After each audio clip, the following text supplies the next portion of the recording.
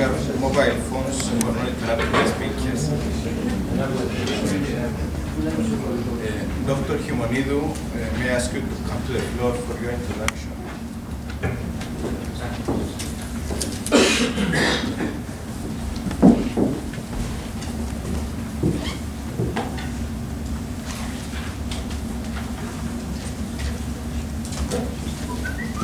Good morning, everybody.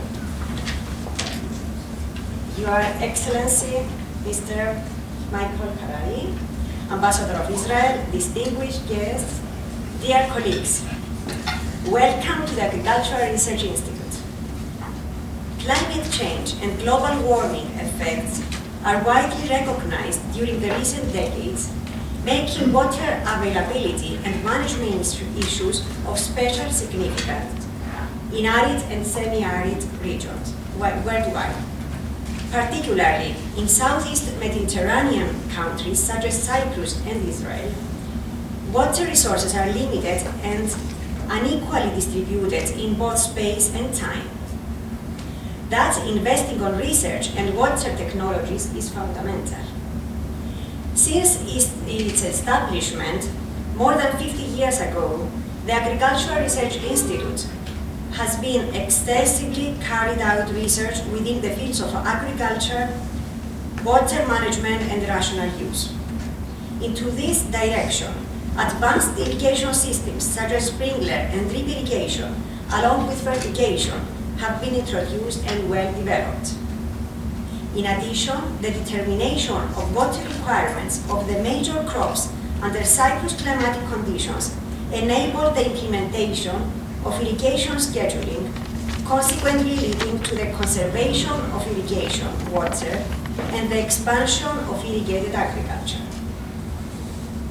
Currently, more than 95% of the irrigation systems here in Cyprus are pressurized systems, while modern greenhouse hydroponic systems are gaining acceptance and development. Moreover, Agricultural Research Institute worked in close cooperation with other governmental departments for the introduction of wastewater reuse in agriculture and the establishment of comprehensive guidelines safeguarding this practice. Finally, I would like to point out that towards our efforts, the cooperation with Israel's educational research centers, such as Hebrew University of Jerusalem, the Ben-Gurion University of Niger, and the Agricultural Research Organization of Volcani Center, has been strong and really constructive. Therefore, we are looking forward in continuing and strengthening this cooperation. It is with great pleasure that the Agricultural Research Institute and the Embassy of Israel are hosting today a water specialist, Mr. Assaf Barnea, Chief Executive Officer of Kinrot Ventures, an incubator company that provides a platform for experience for developing and commercializing water innovations. The experience and the know-how of Mr. Barnea are of high importance for us here in Cyprus, and we are looking forward to hearing his presentation.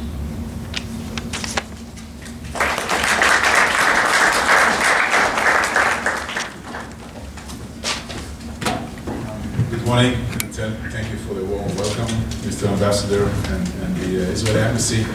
I'm very happy to be here. Basically, I think that water, regardless of technologies, touches every aspect of our lives.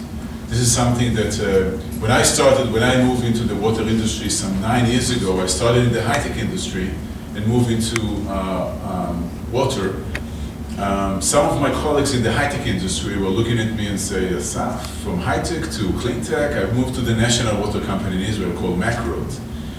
And I said, well, yes, I'm going to be dealing with startup companies, innovation. Back at the time, almost 10 years ago, nobody knew what water technologies are.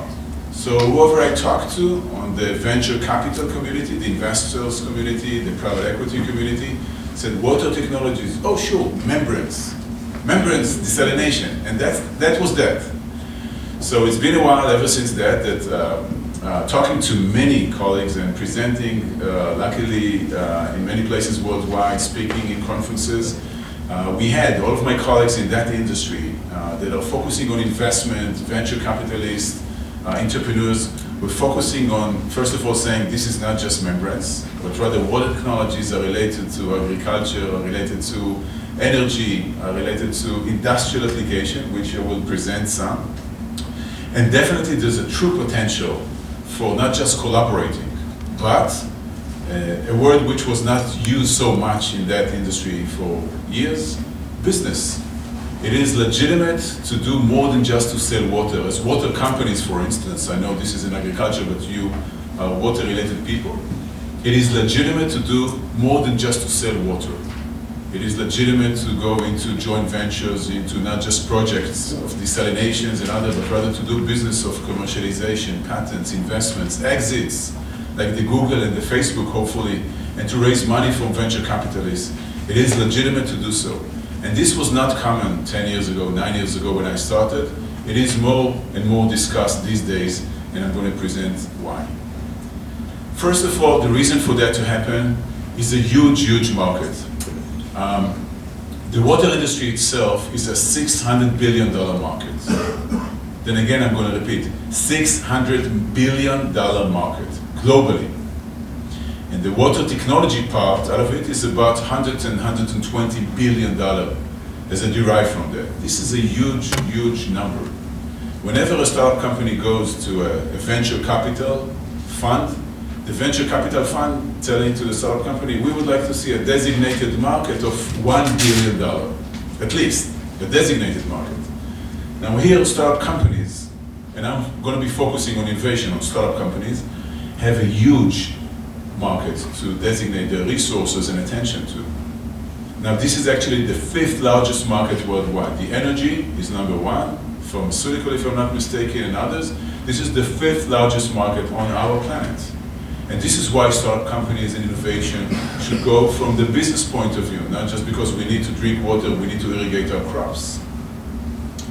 Now up till 10 years ago, it was a sleepy industry. Back in 2004, there was what I call the compelling event, an event that changed the perspective, the way people thought about water.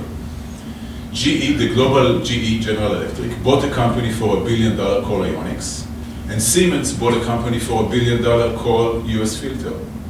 So from the eyes of investors, then again, from the eyes of investors, venture capital, private equity, and from other corporates, they thought, you know what, this was a neglected market, nobody thought about it. There could be companies such as GE and Siemens buying startup companies. There would be exits and mergers and acquisitions. And mergers and acquisitions and exits means we can make money. It is business that was materialized back at those times. So this was the compelling event back in 2004, 2005. And I'm saying the sleeping beauty has awakened. So moving from the pipes and the valves and the old-fashioned industry of wastewater treatment plants with no innovation in it, moving into something which is a bit more sexy, into innovation, into business, into patents, into royalties, into revenue share, into those words which were not used up till then, and now it is legitimate to do so. What we've been seeing ever since, these were not just GE and Siemens globally, but rather other companies. IBM, if I would have come to you and said 5 or 6 years ago, IBM and water, probably you would be saying, Assaf, hey, IBM and water, there's no relationship. Global IBM have stepped into the water industry some 5 years ago, strategically. Now they're moving into smart cities, managing data over the network, the water network of various platforms and cities and rivers and flooding and dams. So IBM has recognized that, and this is no longer putting the question mark of what IBM has to do with water. They are there strategically. BASF, the largest chemical manufacturer company worldwide, bought a company, a startup company, Inge, some 2 years ago, and have stepped into the water industry. Another example of corporate stepping into that, LG. Everybody knows LG. We have cell phones of LG. We have TVs of LG. LG have strategically decided to go from Korea, have strategically decided to go into water innovation. So there's a major trend of global companies, corporates, to step into that industry knowing that the 21st century will be based on the most important source that we can think of, which is water. And therefore, there's a strategic trends of more and more corporates stepping into that. In terms of the venture capital community, not much. So on one hand, I did say there's a lot of investments, private equity, venture capital, but not much is needed. There was a peak of investment in 2008 of close to $500 million that were injected into startup companies. And ever since, there was a decline, which is not that good in terms of the venture capital model. But if you look into the last 5 years of water investment, it is estimated that $3 billion were injected in the last 5 years up till 2012. So this is a major amount which was not there before. We've been seeing hubs of innovation. So governments and utilities, an ecosystem which are being built over water innovation. Israel definitely, and I will share it with you. Singapore with the Public Utility Board, the National Water Company of Singapore. Canada is also a hub of innovation. The Netherlands, and in Boston there's also a cluster of various water companies, and the government of Massachusetts is looking to do so and to build an ecosystem around that. We've been seeing corporate VCs, those VCs which belong to corporates such as Aster Capital, ABB, GE Capital, investing into that. And basically bigger sum of deals which are more into mature companies, startups which have revenues, not so much into very early stage companies which venture capital usually invest in, which is not as good as we were hoping it to be, simply because of the duration, because of the conservativeness, the time to market. Till a startup company starts from research to the development to commercialization may take 5-7 years. Venture capital investors don't want to wait so long for that, and they rather, unfortunately, to invest elsewhere. Nevertheless, private equity, these are investors who invest in more mature and advanced companies, could be water and energy. They are investing a lot of capital into buying water companies, knowing that the world will be based on that in the 21st century. In Israel, the government actually acknowledged that in 2006. I actually joined in 2004, the same time, moving from the high-tech to clean-tech to the National Water Company in 2004. 2 years after that, the government in Israel has actually decided to prioritize water technologies and to let it be the next high-tech industry, if you will. As you may know, the high-tech industry, telecom, software, medical as well, has been an agent force in driving the Israeli revenue and the economy in Israel for the last 20 years. We have acknowledged that in Israel that could not be for too long. I mean, the telecom, for instance, the telecom industry is saturated. I mean, how many cell phones one will buy? And the government in Israel has also acknowledged that and have strategically decided to prioritize water technologies in Israel and to let it be hopefully the next high-tech industry in terms of a next revenue generator for the state of Israel. And under which of those platforms of conferences such as the one that will be held in 2 weeks' time in Israel called the Watec conference, and others, the government has supported that ecosystem, supported that innovation. Interestingly enough, the government of Israel, for the first time in its history, took a business step towards commercialization and not necessarily into business opportunity and not into market failures. Many, many times our government, let it be whenever we are talking about governments, they are into market failures. Education is a market failure, security is a market failure, welfare is a market failure, and governments are stepping into that. This is what they should be doing, isn't it? This is the first time in the history of our government in Israel that we have taken a different approach, not into a market failure, but rather into a business opportunity. And this is the mindset that we all should be thinking about when it comes down to water and clean tech. It's a business opportunity that the world has never seen before for the next decades to come. About us, in terms of Kinrot Ventures, we are a seed investor. A seed means really to plant a seed in the ground, to plant a seed in the ground and to hope for that to come a true plant and a tree.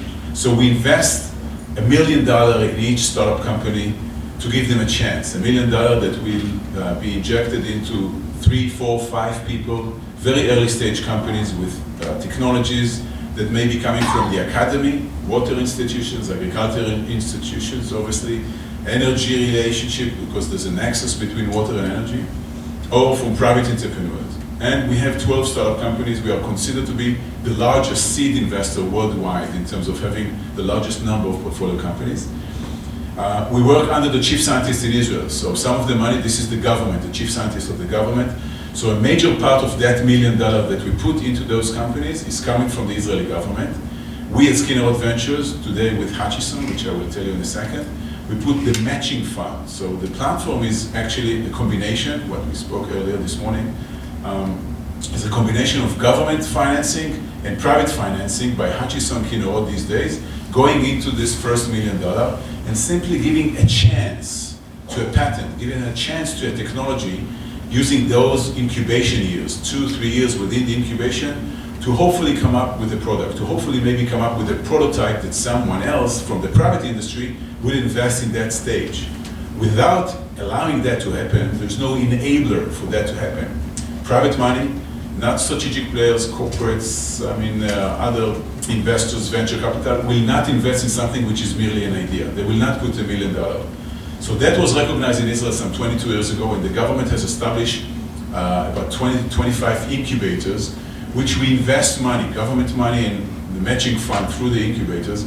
We become shareholders and board members in those companies, just like a venture capital fund. And we're looking to have a business. We're looking to have exits in that industry. We're looking to have mergers and acquisitions. We're looking to have revenues and liquidation events, as they call them, from those startup companies, purely business, okay? Obviously, creating jobs is the government interest, and hopefully to bring in the economy, to impact on the Israeli economy through exporting more and more those technologies out of Israel. It's hopefully part of the reason why the chief scientist is investing through incubators into those startup companies. We have a strategic relationship with GE Water, which is a $1 billion, it's a $2.5 billion division within GE Power. We have a strategic relationship with PUB in Singapore, as I've mentioned. It's also a hub of water innovation. Happy to say, I've been working much on that, so I'm very proud to say that we were acquired last year by Hutchison Whampoa. Hutchison Whampoa is a conglomerate based in Hong Kong with over 1,000 companies, with turnover of over $51 billion, has 250,000 employees worldwide in close to 60 countries these days, has ports, airports, seaports, property and real estates, infrastructure. So Hutchison, for instance, has the energy electricity company of Hong Kong, has the Husky Oil in Canada, has power plants in China. It's a major, massive player. They've built a water division which is based in Israel. So they gave credit to the know-how which resides in Israel, and they built a water division which should manage the global water operation through Israel. So this is a credit that was given to the Israeli know-how in that industry. And luckily, this division actually bought Kinrot Ventures last year, and in that chance, actually, we were able to do the most important job. The most important job for an incubator is to be able, once the technology was already developed and was already proven somehow, to be able to put additional capital, what is called post-incubation investment. After 2 or 3 years within the incubator, if you don't have the capital, companies are going through the valley of death. They simply die. They don't have enough revenues, startup companies I'm talking about, and they die. So by being able to invest through the Kinrot, through Hutchison, as the owner of those companies, we share with the entrepreneurs, so it's not 100%, but the companies themselves, obviously we are partners with the entrepreneurs, so now we are able to do what is called the A round of venture capital investment, the B round, which is $7 to $10 million, C round, which is more, but this is an ability which we didn't have before, and I'm very proud to be a part of what we were able to achieve with Hutchison. Some of the things that could be made with strategic players, and I think it's a must-do in that industry, due to the conservativeness and due to the duration of time, is to come up with innovations into the business models, not just into technologies, but rather into the business model. I'll give you an example, for instance. This is Heiner Markov, he's the CEO of GE Water. We have signed a strategic agreement between Kinrot. GE, major company, wanted to have an exposure to 12 startup companies, to think maybe one or two will be applicable for GE, maybe to buy or to invest. Myself, on the other hand, I told up to Heiner Markov, listen, my business is to take patents and know-how and to give it a chance. $1 million initially, hopefully it will come to something bigger. You guys, as GE, as you guys probably in that research institution and elsewhere, have a lot of IP, have a lot of know-how, which will be on the shelf, untouched as patents for the next 10, 15 years. Neglected patents. GE is paying the fees for those patents, but not everything is going through research and development. Not everything is turning into a development process of a new product. I told Heiner, why don't you give us Kinrot? We are partners now. Why don't you give us a patent or two a year, which otherwise you're not going to be touched, and we shall license that from GE and give it to a new startup company which will focus on that technology, developing that technology. So all of a sudden, they were so very happy. They didn't think that we, the little guys in Israel, in Kinrot, could serve as a platform to give a chance to some of their technologies and patents which will otherwise will be sitting on the shelf for the next 12, 15 years. So this is a mechanism that could be matched elsewhere by global relationship and partnership that could be created. If in Cyprus you don't have the incubation system yet, maybe you have some innovation that we can invest them in Israel. There are some restrictions to that. The IP has to be based in Israel and some chief scientist regulation. It's not that simple, but it's doable to do so. And with that example, I'm just opening up the thought for what is called how to dance with the gorillas. Many times you say, startup companies and the big guys, let it be Cisco, let it be IBM, let it be Google, let it be everybody. How do you dance with those gorillas? This is one way that you can dance with such a gorilla as GE, by implementing your own capabilities. The process that we are doing basically is that we're taking ideas from institutions, private entrepreneurs, we're going through a due diligence, a screening process. This is the left triangle. Eventually, once a project was approved, also by our advisory team, we have professors, scientists, CEOs of water companies, we sit together as a committee, and then once we bring it to the government, there's a last stage of approval. Those triangles converge, we invest in a company like a venture capital, a share purchase agreement, a known agreement in the VC community. And basically then we start to go through 2 or 3 years of development of that technology. Sometimes from a non-applied research, it may take 3, 4, 5 years. If this is an applied research already, so we can aim into a certain market application, maybe it will be 2 to 3 years. But this is where the triangle starts again, the feasibility, the proof of concept of that technology, of that process in wastewater reuse, let it be whatever it will be. Then it takes 2 to 3 years within this facility, within the incubator, to give it a chance. And if it's not successful, it's not successful. But we gave it a chance. It's part of the game. Not just because I'm a former basketball player, it's part of the game. Also in the VC community, you have to give a chance to technologies. You have to fail every now and then. It is okay to fail.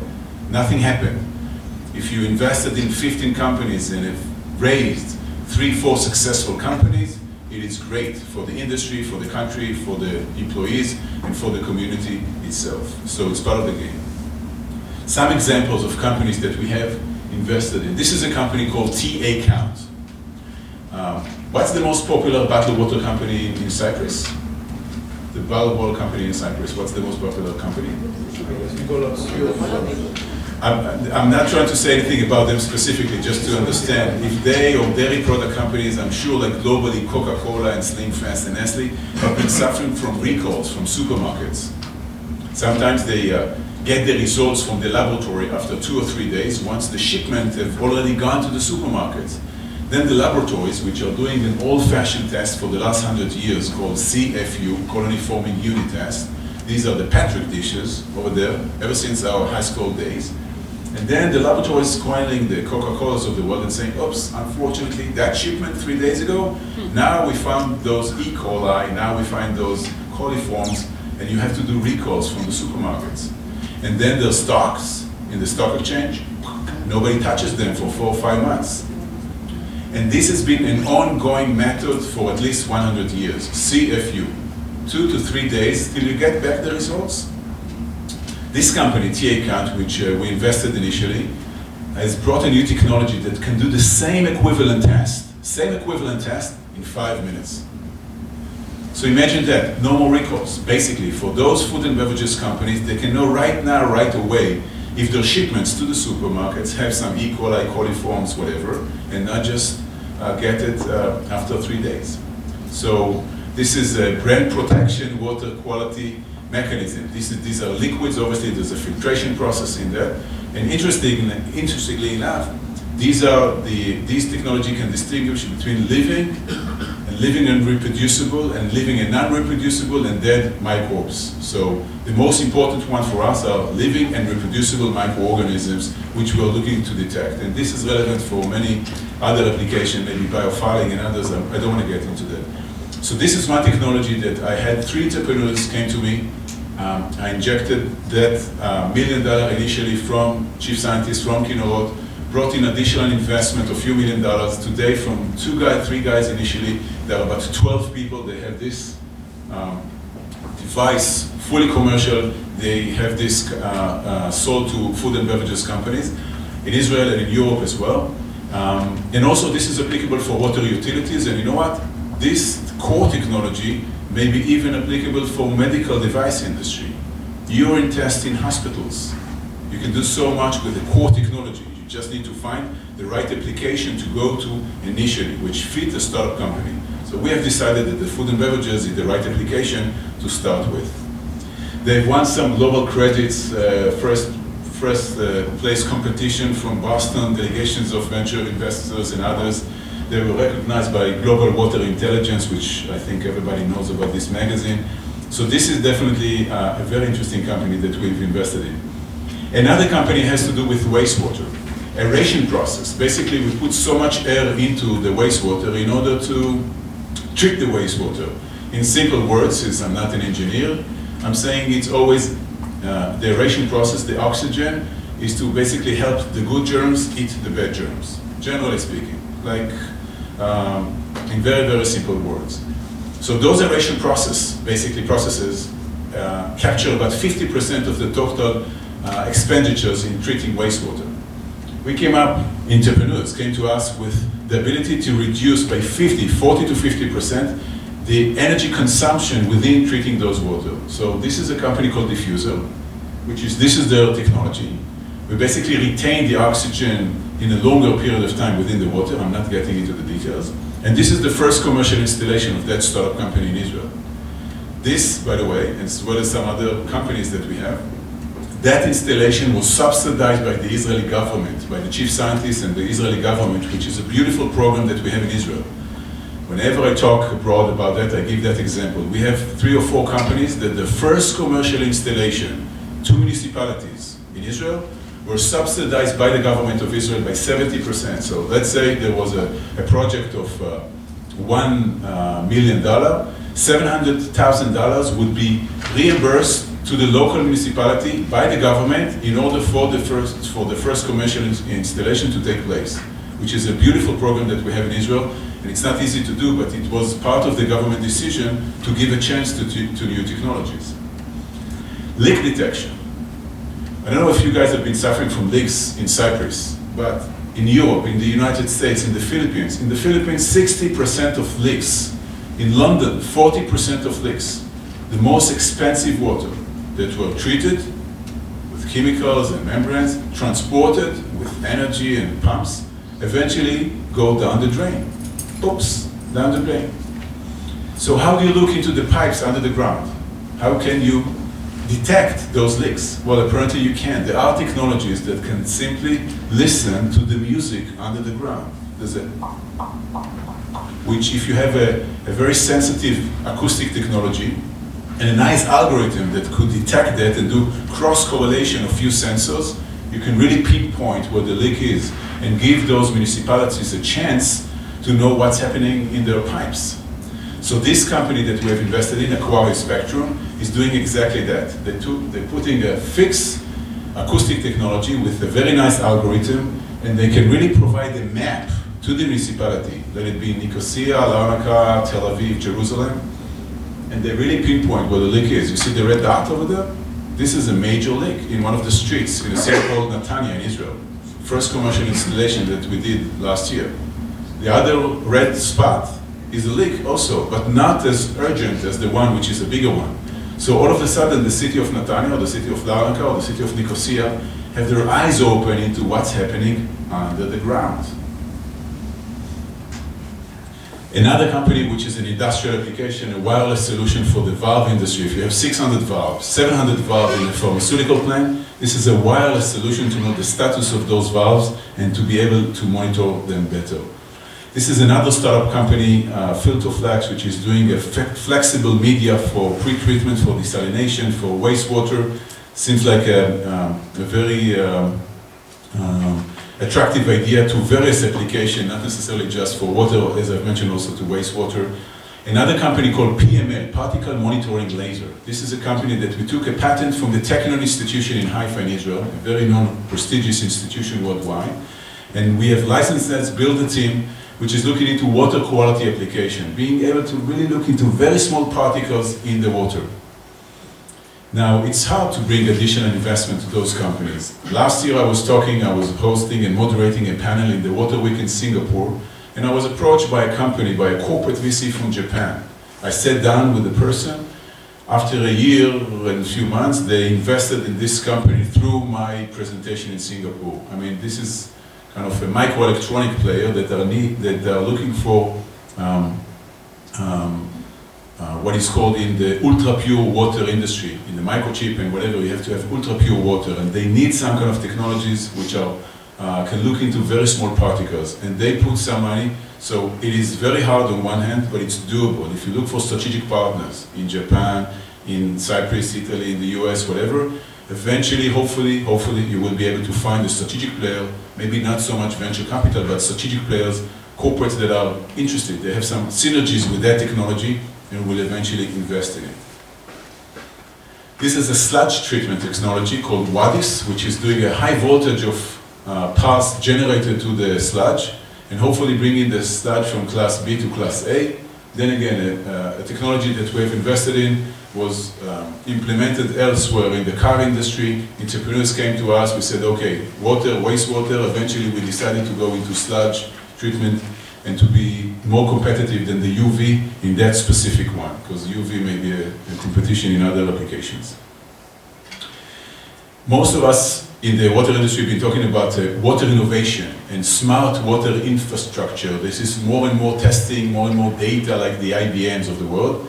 This company, Hydrospin, is doing energy harvesting, really taking the water, the flow of the water and capturing the energy that produces and bringing it into a storage capabilities and later on to a sensor which will be on top of the pipe. So the energy production is within the pipe itself, and the application, the sensor which need that energy will be on top of the pipe. It could be pressure, flow meters, water quality, and others. So part of the global trend of moving from water infrastructure into smart water infrastructure, more and more data, more and more sensing capabilities, you need to have energy to support the sensors. The batteries will be gone. And this is a very sustainable way to do so and to support the move towards smart water infrastructure. Another patent that we got from the Technion, which is nitrate removal with no sludge. And I'm moving just to a few more slides in terms of what innovation is about. Innovation, as I've mentioned before, is also about failures. You should not be deterred from failures. This is part of the game. These are companies that I've invested in and shut down, myself and my team, obviously, because of, I don't know, issues with the technology not being cost effective enough, issues with the entrepreneurs that didn't know how to work with us as a board of directors. So it's okay to shut down some companies and to say, you know what, money was lost. So what? It's part of the game. And this is something that we need to know how to do. It's part of dealing with innovation, not to be afraid of. And then again, innovation actually is a big, big word.